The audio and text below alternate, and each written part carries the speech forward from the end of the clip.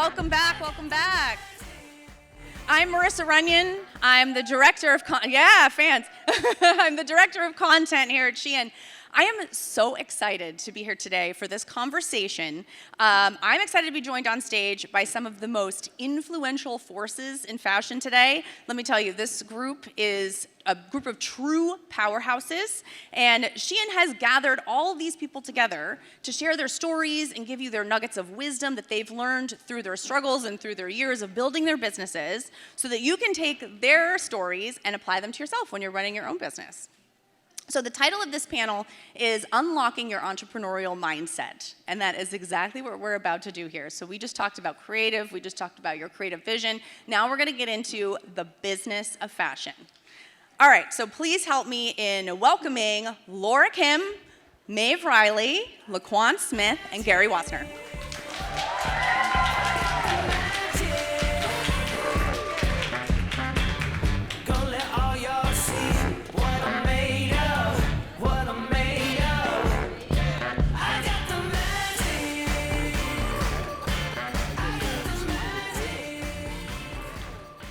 All right, I'm going to give you guys a quick introduction on all of these amazing people. Laura's actually about to do an Instagram story. I love it. Like, very meta of us. Laura Kim. Laura Kim is the designer for not just one, but two brands. She's currently the co-creative director of Oscar de la Renta, alongside her design and business partner, Fernando Garcia, with whom she also co-founded the label Monse in 2016. Give it up for Laura.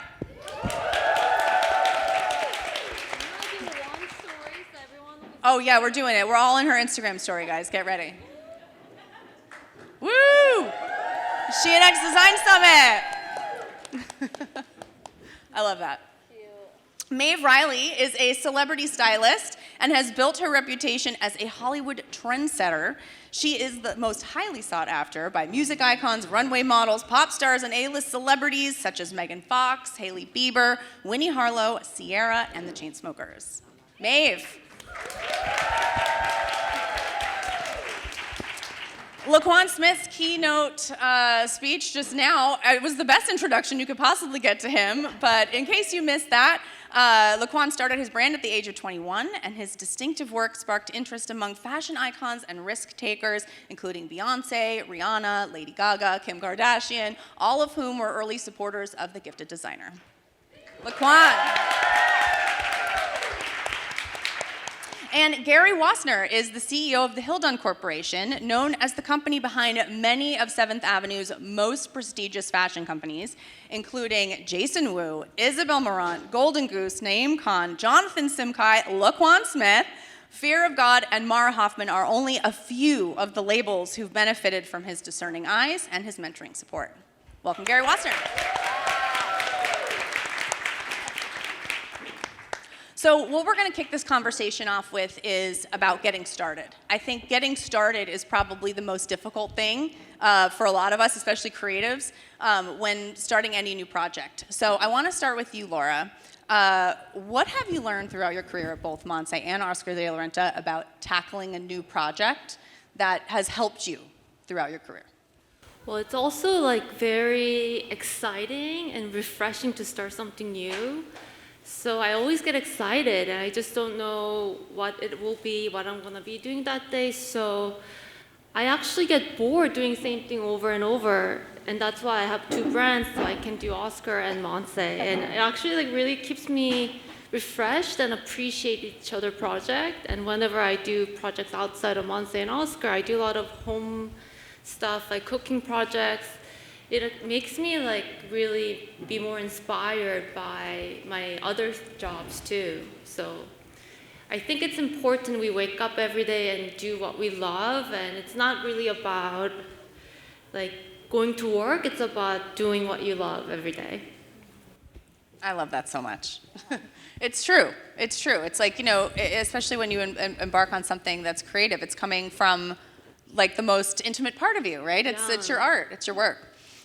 Maeve, let me kick it to you. So what would you say was the light bulb moment for you when starting a career, and how did you know that styling was where you wanted to go? I was just gonna say, there's no way anyone could do what we do if you really didn't love it, like what you were saying, because it's so hard. So Anyway, to answer your question, I walked into an internship when I was 17. I was going into FIT. I grew up in New York City, so I was looking to get into the industry, and I walked into this internship that, by the way, I didn't want to go to. And my dad was like, if you don't go, and I walked in and I couldn't believe that this was a real job, like that people were on this set and that this stylist was like, here's my Amex, go to Bergdorf's and get every pair of beige pants you can find in a size 8, and I was like, what are you talking about? I couldn't believe it. I couldn't believe it was a real thing. And it was just that very first day, that I knew that that was my path. I didn't know what styling was. This was before social media. This was before Rachel Zoe's, very famous show. And styling was not something that people were talking about it in the way that we are, today. And the next light bulb moment I had was on set with Rob and Marielle, who were two stylists who obviously are still working. They're incredible. I was their assistant. And it was the Run This Town music video. And I just was like, whoa, this is it for me. Watching these incredible artists and watching this music video be made and just being the tiniest little fly part of this big production was just so inspiring, and that was it. I just knew I had to be a part of it. Yeah, it was kind of love at first sight for me. I feel like that's probably a lot of our stories, right? It's like you do it once and it's like, oh, now I'm hooked. That's what you were saying earlier, LaQuan, when you were talking about getting your first sewing machine. You're like, it's it. Now I'm in it. So I actually have a question for you too. So we heard a lot about you starting your business from your creative perspective. So I would love to hear, and I'm sure everybody would too, about what it was like for you when you were really, in your stride creatively and had to start making more business-related decisions. When was that moment where you said, I need help, I need support, I need someone else's opinion in here besides my own? Yeah, I think that's definitely, it's a great question because there's so many layers to transitions, transitional periods as a designer and the success. One example, like I previously mentioned in the last panel, was like, somebody had to say, you can't sew everything. You can't do it all. So then I sort of had to now merge myself into the manufacturing space, and having those kind of communications with manufacturers who can basically, who's supposed to be replicating the original design that I created. That was just a nightmare within itself because production's a nightmare, manufacturing is a nightmare. So it's trial and error, trying to figure out, making sure that you're getting the best quality as possible. Also, funding is a major issue. It's a major vital situation as a designer. I would get a purchase order from a retailer and then I would say to myself, how am I supposed to upfront the cost of this order? Because that's how it works. You would get an order from a store. In most cases, they will not give you a deposit. It's probably on a net 60, whatever the payment terms are. And you basically are supposed to be, upfronting the cost of production, which is something that is very, very difficult for designers to do. And so those are sort of the moments when I started realizing, like, I need to raise capital, I need to bring in extra funds in order to be able to, produce, if that makes any sense. Yeah, and so from that, what are those first steps you even take? I'm thinking from the creative side of things, you found your stride, you know who you are, you know who your brand is, but now it's like, I don't know how to do that, right? So how did you find the tools and resources to know what the next step was to fund your business? Gary is just obviously a great example of that. I remember I took a meeting, my business partner and I, we took a meeting at Hildun. And we had stores, I had purchase orders, but it almost seemed as though like the volume wasn't enough, so then I had to reach a certain level in order to get, the kind of like funding and capital and support that I needed from Hildun. I think it's about taking every possible step as possible, for me, like continuing the custom business, continuing, the e-commerce business. These are all different revenue streams that, I'm relying on to be able to fund what I need to fund. I hope I'm answering the question correctly. Yeah, no, that's very helpful, and also you're teeing up Gary perfectly. So Gary, for all the dreamers in the room with really big ideas, what can you share about your experience working with prolific creatives, like LaQuan, and in taking those initial steps to starting to make a profitable business? It's really interesting because everybody in this industry starts in the same place. Everybody. I've worked with anyone you can imagine, Michael Kors, Marc Jacobs, Tommy Hilfiger, et cetera, and then all the current designers. They all come to me with the same issues: cash flow, retail distribution, should we be D2C, what should my margins be, et cetera, et cetera. So I think one of the most fundamental things that a brand needs to know is it needs to know that it is not just art, it's art and commerce. It's the combination of the two. So as you design, sure, you design for creative and for beauty, but at the same time you have to edit, you have to think, you have to understand the commercial viability of the product that you're designing. So when I talk with young designers or any designers, those are the questions I ask. Do you understand what margin is? Do you understand what a cash flow is? Now, I don't want to bore you with, the financial stuff, but if you're an entrepreneur and you're going to run a business, you need to know when you're going to run out of money. You need to know when you're going to need support. You need to know what margin you're achieving on each product that you sell, that you offer. And you have to think in terms of, okay, here's my design. It's beautiful. It's gorgeous. It's going to cost me $2,000 to make, and I need to retail it at $1,800. That's not going to work. Go back to the drawing board. So all of these components figure in to the design process, the editing process. And you need to understand all of this stuff. And we don't teach it in the schools, not well enough. So it's something that everyone here who has any aspiration to be an entrepreneur in this industry and own their own brand and build their own brand needs to go back and study the basics of running a business profitably. It's never, when I achieve volume, then I'll make money. That's not the case. You have to start from the very beginning. That's incredibly helpful advice. I mean, just those nuggets there of knowing those first steps to take are so important. Laura, I'd love to ask you more about this too, because you have such an interesting perspective, on kind of both sides of the brand, right? As a creative director of Oscar de la Renta, I'm assuming you have the resources at your disposal, but then working under your own brand, Monse, you're taking on a much bigger role in overseeing the business side of things. So how has that experience been on being on both sides of the coin? So I worked for Oscar for 12 years before I started Monse, and during those 12 years I knew one day I'm going to start my own company, so I actually watched how they run the business very carefully, and Oscar was very kind enough to have me involved in a lot of merchandising meetings, sales meetings, and so when I was ready to start Monse, I kind of knew, but I also knew I needed a good CEO. So that was my first hire, and she said no, but I'm like, no, you're coming anyway. So she started as part-time because she's like, don't start your own company. But I think it's important to have someone you trust to guide you, plan financials for you, but also be interested and listen. And it can't be like I do whatever I want and she takes care of it. So we're great partner. Maybe she won't say that, but I feel like we are.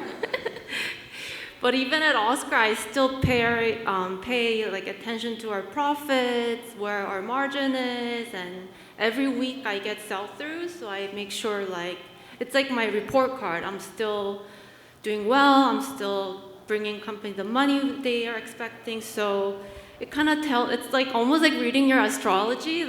Okay, we're doing good, so it's gonna be good next 2 weeks,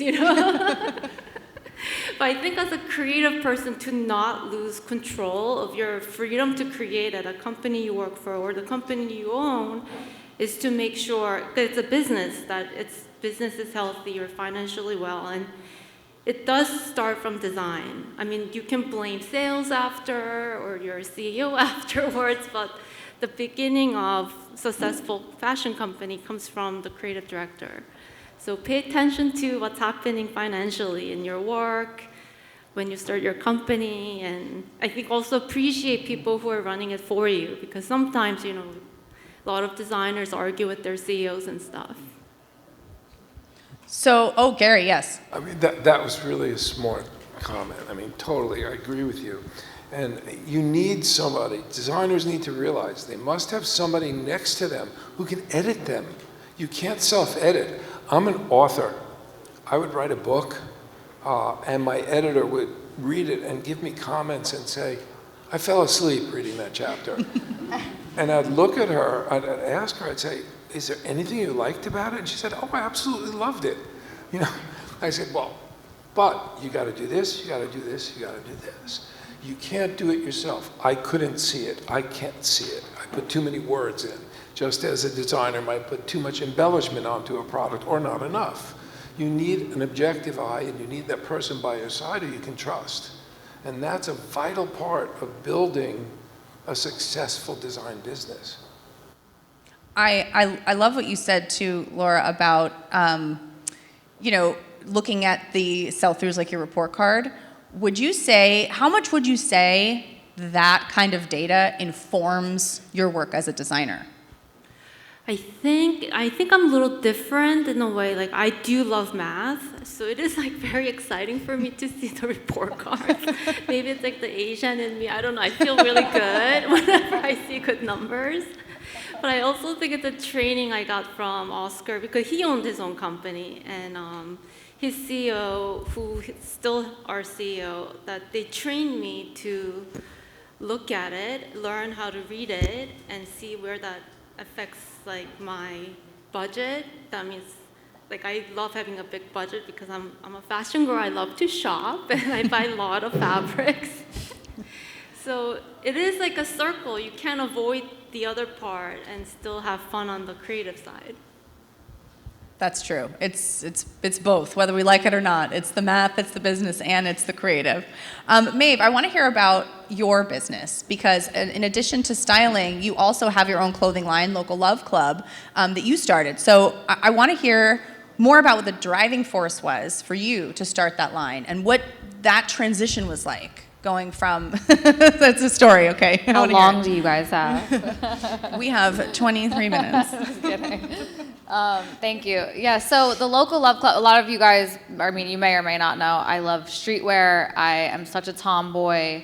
I live in sweats. And for years, I was shopping for my clients in the men's department. I didn't feel like there was really a women's brand that was tapping into sweats. I think Alexander Wang has gotten as close to the shape that I like or the fabrics that I like, but there hasn't been a brand that just was like, oh, this is my go-to sweatband company. There was things that I felt like were missing within the price point that I was looking to do it, and then the pandemic happened, and I was really looking, obviously, at like what's next, what is gonna happen here to all of our jobs, and I wanted to bring jobs to LA, and my entire, it's all made here in downtown LA and in Vernon, and there was a moment where I think I didn't know what was gonna happen, and I'm such an entrepreneur and I'm such a hustler. I was like, let's do something new, and it's something I'd always wanted to do. It was just the moment to do it.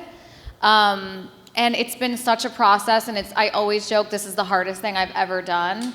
Like, styling is something I think I can do with my eyes closed at this point. There's rare moments where I feel nervous or unprepared for something because I've been doing it for so long, but this is, as Gary said, there's so many components to starting a brand, and I really will say, going into it, I was very naive to the fact that, I thought I had this platform, I have these clients, I have access to all of these influencers and celebs, this is gonna be easy, and it hasn't been at all.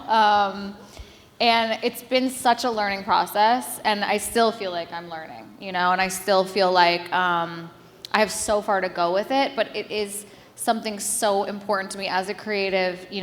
Having another business that I'm passionate about is just another place to sort of put my energy into if the other thing is slow or whatever. I'm a plate full kind of girl.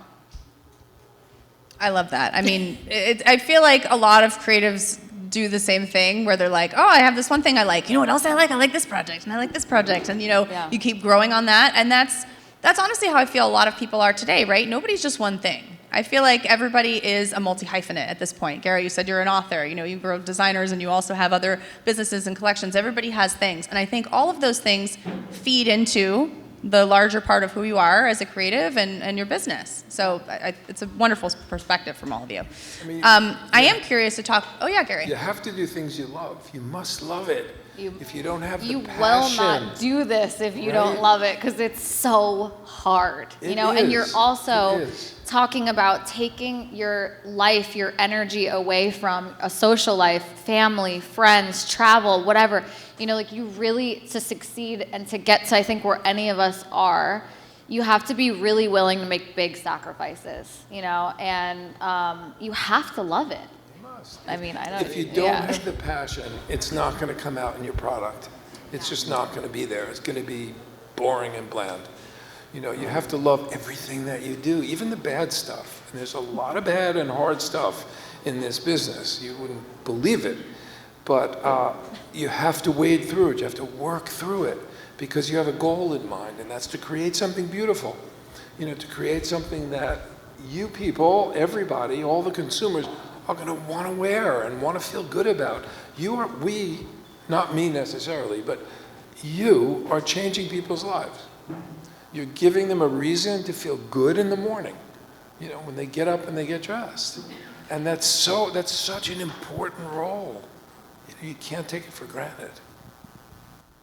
I love that so much. I really do.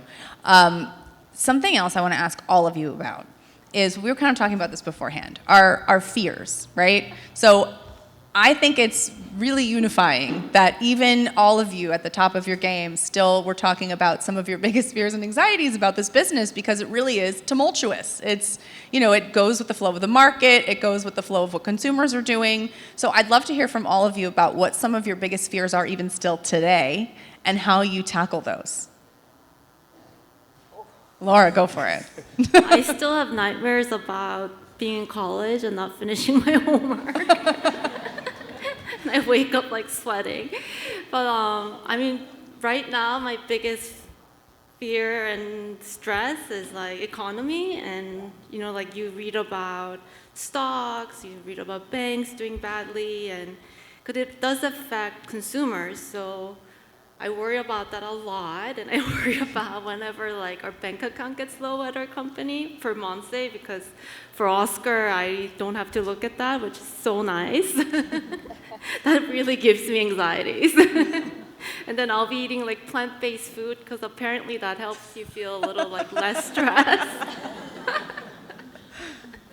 So that's like, I have financial anxieties. And also, I think as a designer, I'm like, am I going to run out of ideas? Oh, that's a really relatable Yeah, one. but I think like once you, like, I think traveling really helps me, and also like reading really helps me, and sometimes going out with my friends who love fashion and see how they dress, that really helps me. So you just have to keep going, no matter what the problem is, because the worlds keep moving on, so you have to just go with it and just figure it out. Maeve, LaQuan's got some anxieties ready to share. I was just trying to think of a moment, or even just, but I feel like for me, like pandemic was a really scary moment for me. I mean, for everyone, obviously, but for the sake of my business, I didn't know what that would look like. You know, budgets were getting cut. A lot of my designer friends, peers, they were getting dropped from their retailers because the retailers couldn't, you know, cover the orders. It was a scary thing, but it kind of turned around for me. I'm very thankful that, you know, like none of my retailers did drop, they didn't drop my brand. The way that women were shopping throughout the pandemic was scary. Like, I had this catsuit I was selling, and this catsuit was flying out like hotcakes. I was like, where are these girls going in the catsuit during a pandemic? I don't know. And I was like, thank you, God, you know, like this is great, you know, because it really allowed, it kept me inspired, you know, through that scary time, not knowing the trajectory of like what I'm gonna do and how I'm gonna keep my staff, how I'm gonna, you know, I have in-house sewers. I do work with manufacturers, but I also have, you know, a team of seamstresses who develop my samples. And so a lot of that just came into like a red zone. Like, I didn't know what I was gonna do, but again, just continuing to like push my product and continuing to have the support from retailers and, you know, obviously people like Gary and Hildun, like I was very, very thankful for that, you know, and just again, just with consumers, you know, being able to see the way that my clothes is igniting something in people where it's like, you know what, like this too shall pass. When we're over the pandemic, I'm gonna wear this LaQuan. I'm gonna break out this LaQuan moment when we get back. You know, like it was a level of like optimism, you know? Like I feel like people were just sort of like projecting of like when this is all over, we'll get back to getting sexy again. So I think that for me was a scary time and, you know, sort of a way where I persevered and, you know, stayed the course. I really wanted your cat suit too. See what I mean? Yeah. I mean, for me, it's exacerbated. I finance about 450 brands. So multiply the concerns each of you have by 450. Was everyone calling you? And I have to deal with all of them. Yes, I'm like their father, you know, in many respects. It's like I have to calm them down and say, okay, here's the path, here's what we're gonna do. During the pandemic, particularly, I was writing newsletters. Every Sunday, I would write a Sunday letter to all of our client base, giving them thoughts on, you know, conserve your inventory, don't overcut, anticipate drops in open to buys from all the retailers. They're over inventoried, you know, all of this stuff. But as I said, multiplied 450 times. So it was very stressful. And I don't think there's any, and I think another good thing for entrepreneurs to understand is when you own your own business and run your own business, those concerns never go away. Don't think that, you know, 10 years from now, I'm going to be out on my yacht in Monte Carlo and I will never worry again. You know, that's 1 in 100 million. And even then they worry. So there are things you need to deal with. You need to be practical, smart, and not fearful, not hide your head. Face them front on and come up with a plan. And you'll get through, you'll get by. Everybody does. And I just want to interject in saying that it's helpful to write small-term goals and long-term goals. It's just, it sounds corny, but it works because it really keeps your eye on the prize. Can you give us an example? Like, how do you do that for yourself? I mean, I don't know. Like, I don't know where everybody's at, but it can be something as small as like, okay, my 6-month plan is to, I don't know, form an LLC or, you know, start my e-com business, to, you know, establishing manufacturing, right? Mm-hmm. And then the long-term goal could be like, I want to be sold in this store. I want to, you know, I want to dress this person. It's like, you know. And then you take your baby steps. Correct. And those baby steps seem a little more attainable because they're a lot smaller than that big goal. Exactly. Yeah, I love that. Mm-hmm. A part of being a business owner is making really difficult decisions. So what I'd love to talk about now is how you all tackle those difficult decisions.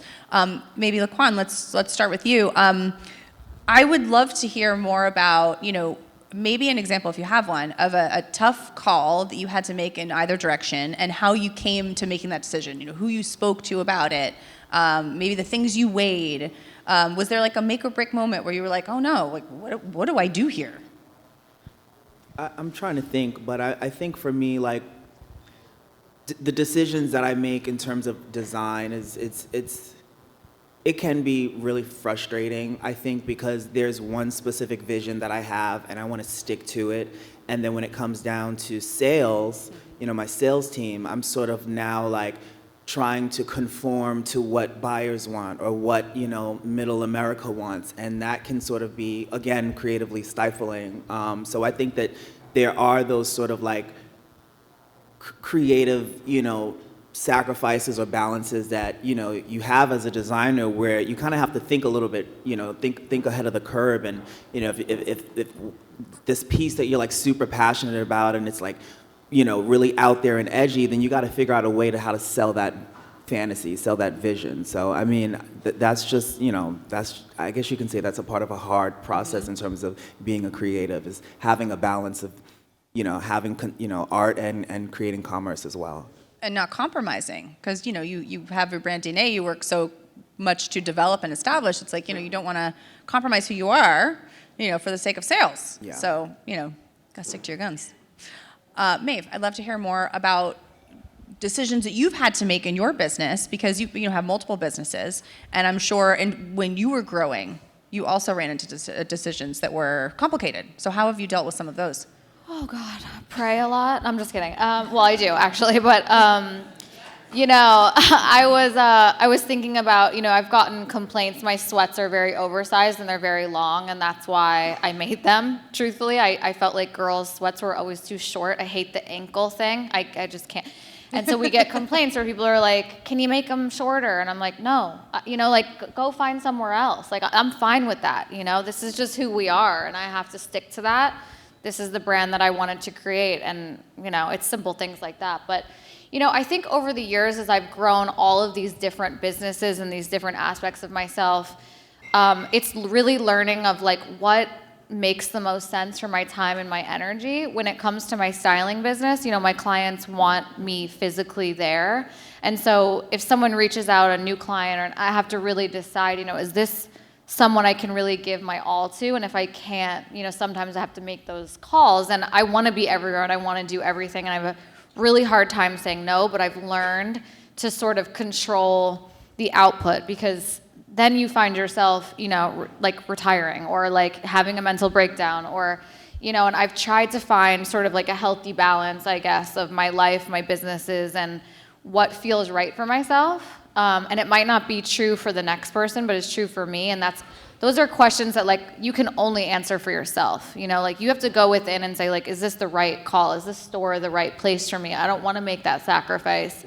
And making those like tough decisions, I think a lot of the time are things that you really have to like really go within and decide, can I put my head down on my pillow at night and be happy with this decision? And it's a tough business, and there's so much that goes on, and it's really, really hard to not take things personally, but I think that's been a huge growing lesson that I've gone through in the last few years, is like things aren't always personal. They sometimes are, but they're not always. And I'm very sensitive, I'm very empathic. It's hard out here when you're that, kind of person.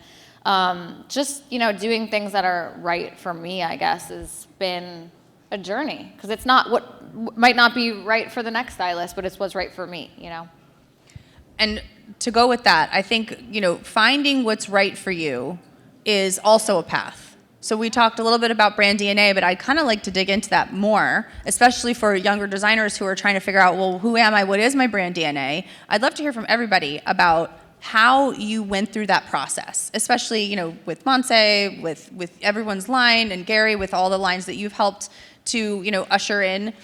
What are those steps that you take to determine who you are as a brand? So I'm gonna go first. So because I worked for such a big brand for a long time before I started my own brand, Monse, I just wanted to make sure I don't design stuff that looks like Oscar. So we had a lot of magazine editors, buyers come in, and we were showing them sketches of what we're gonna present in the next couple months, and they would say like, "Oh my God, it still looks like Oscar. No, that still looks like Oscar." So we actually like resketched about like 20 times before we presented our first collection. So it was like almost like a therapy session for me and my business partner Fernando to really like get it out, and everyone around us helped us push it out of us. That created our DNA. And you have to stick to it. Once you have a DNA, if you don't stick to it, then you would look like everyone else on the store. So one thing is to create one, and other one is to continuing your DNA with like adjusting a little bit as the market changes or time goes by.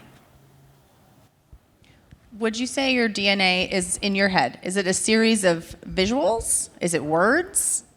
So we didn't start that way, but at the end, before we presented our first collection, it was a story about deconstructing your boyfriend's closet. So everything we create starts from menswear that is adjusted to women's wear, with it being sexy, because I think it's very sexy to like stay over at your boyfriend and then go to work in his clothes, but done in a more made for her way, instead of just walking out in your boyfriend's clothes.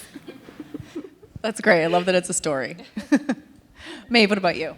Well, I was thinking it's funny as a stylist, it's sometimes the opposite. I feel like I got pigeonholed into being like this music stylist, this like edgy girl that just loves everything crystals and studs and all the things. And as I get older and as my taste evolves, or it's just like I change, I don't necessarily want to style the same way that maybe I did 5 years ago. And what the business does is they put you in this category. And so these publicists or agents or whatever, like, no, she can't do sophisticated. She's the music stylist. Just leave her over there, And it's really hard to get yourself out of it. And my vision does want to change, but people can't sometimes they don't want to give you the chance, to make that change. Or, I'm older now. I dress differently than the way that I did 10 years ago when I started. And, it's just a journey. The styling thing is really interesting. There's so much competition. There's so many different people trying to do what we do, and it's bigger than just being able to pick out a dress. It's about maintaining relationships with brands, with hair and makeup people, with agents, it's just all about relationships, really. So, it's complicated. It's not as easy as I think people might think it is. It evolves. Is the valuable takeaway there. It's like just because it's one thing now doesn't mean it can't evolve. Yeah. That's great. I love that. What about you, LaQuan? LaQuan? I was going to agree with you, Maeve, because I like that you talked about the journey. Building a DNA it's not just this one-time thing and you say it, and it's like it is a journey that does evolve over time. Like I'm 34 now. I'm like what I was designing at 21, I'm not designing, I'm designing something completely different. But I think that what I'm always thinking about is like what people fell in love with in the first place. Like why did people when people fell in love with LaQuan Smith, what was that moment? And so I'm always referring back, to like whatever that was, whether it's like large shoulders or like cutouts or like open back, racer backs, like just continuing that same kind of consistency with like new, like new visions, like new ideas. But I think that like why people like want to continue to buy LaQuan is because it's like they're relying on something that they know that they're coming to this brand for something very specific, and I think that's what builds brand DNA, is doing it repetitively but doing it in new ways. So if like, I don't know, if your signature is like puffy skirts, then give me a puffy skirt in every damn fabric, you know what I mean? Give me a puffer skirt with crystals on top of it. Give me, it's like, it's just really about keeping it repetitive, but keeping it new, keeping it fresh, keep doing it over and over and over again. I think that's how you sort of develop brand DNA. Also, I mean, as a designer, like I love creating mood boards, so I'll cut out words, I'll cut out, images, references from other designers that, that I'm inspired by from the past, and I create sort of a mood. It's sort of like, it speaks to like what my vision is and what the idea is. I think that'll also helps with building brand DNA. Thanks, LaQuan. Gary's at the ready. Gary's ready. So I see so many brands. Is this on? Mm-hmm. Yeah. I see so many brands. I have to find that something special in that brand. There's, we call it DNA. We call it whatever you want. I've worked so long in this industry, and people present collections to me every week. There's some passion, there's some feeling, there's something special. I mean, when I saw you, your first collections, and you, as you know from the very beginning, I like, my heart started pounding, like, this is great, this is different, this is new, this is special, there's real talent here. So, I think if you don't have that, you have to think a different course. You have to choose a different category to produce in, whether it's more commercial, whether it's, lower price point. When you have that special, magic, you just pursue your own passion and stick with your DNA. I always say to people, the most successful brands have what's called core product. I don't know if you guys know what that means, but it means product that you are identified by and that sells over and over again, various iterations of it. when you can develop core product alongside the beautiful, expansive pieces around it, you're building a business, you know? So there are many ways to identify DNA and to utilize it, but you have to always stick to the core and to the passion that created that core. That's fantastic. So we're wrapping things up, and I could ask them, pick their brains for like another 45 minutes, but we're about to move on. But before we do, I'm going to do like a little rapid fire situation here, and I would love it if you could think about everybody in this room, right? As you know, aspiring designers who are starting their collections in all different phases of their creative lives. If there is a singular, actionable piece of advice that you could give to this room, what would it be? Start a Gary. Yeah. Look at yourself, be introspective, be honest with yourself. You either have it or you don't. If you don't, recognize that early on. Don't pursue something that's never going to happen. You know, there are all aspects of this industry that you can segue into, you know, but you need to know the level of your own talent. And sometimes it's hard to assess that personally, but talk to people, get honest answers, and listen to those honest answers. I definitely piggyback off of that. Constructive criticism is great, and if you ask for it, don't get your feelings hurt. You know, take it and you apply it to however you see fit. Stay the course, stay committed, I'm a dreamer, stay inspired. Like, the world is your oyster. Like, I feel like there is a space for everyone. You know, there is space to be successful in every form of fashion, whether if it's costume making or whether you want to be successful in a retail space, you know, custom, whatever it is. I think that there is a space for everyone. And have fun doing it, you know, learn as much as you can, absorb as much information as you can, do as much research as you can, take internships, do things for free. You have to. It just comes with the journey. And I think that, you know, the more you learn, the stronger you get, the more you do it. I think it really is just a great setup for, you know, the future. Yeah, I was gonna say, do everything you possibly can to learn and don't give up. You know, I think everyone with success, everyone on this stage has had moments in their career where they're like, there is no way I'm getting out of bed. Like, I cannot keep going. And it's in those moments where you persevere and you keep, you know, one foot in front of the other, even if you can't see the light at the end of the tunnel, and just start walking towards it, and it'll show up. The other thing too, for me, is like, be nice to everyone you meet. From now until the very end, be fucking nice. Sorry. Be nice to everyone you meet, because a lot of the people that I met 20 years ago, nearly, when I started, are still around, you know? And I think when you leave people feeling good, when you leave people with a smile, when you bring good energy to a room, people don't forget that, you know? And that is one of the most important things to me in my life, and who I am as a business is, you know, how I make people feel. It's not just about the clothes, it's how you make people feel from the inside. You know, confidence really does come from within. So my goals are always to light up a room and make people feel better than, you know, when I walked into it. Karma is real. That too. It is. Yeah.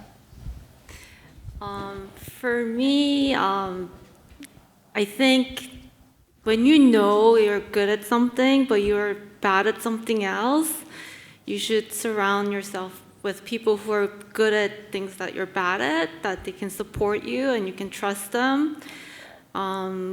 Like, I still do that every day. When I know when I can't do something at my job, I make sure I find someone. Or my business partner, Fernando, he's very opposite of me. We have very different opinions, but like, we balance each other out. And I think that's been something that was really special for me. So I think surrounding yourself with people who are better than you at all the things you're not good at. I feel like I have like one good thing that I can do by myself really well. Then you make a team and you actually become stronger and you do much better with your vision and your dream. That's my advice. Thank you all so much. This was fantastic. Yes, give it up for our panel.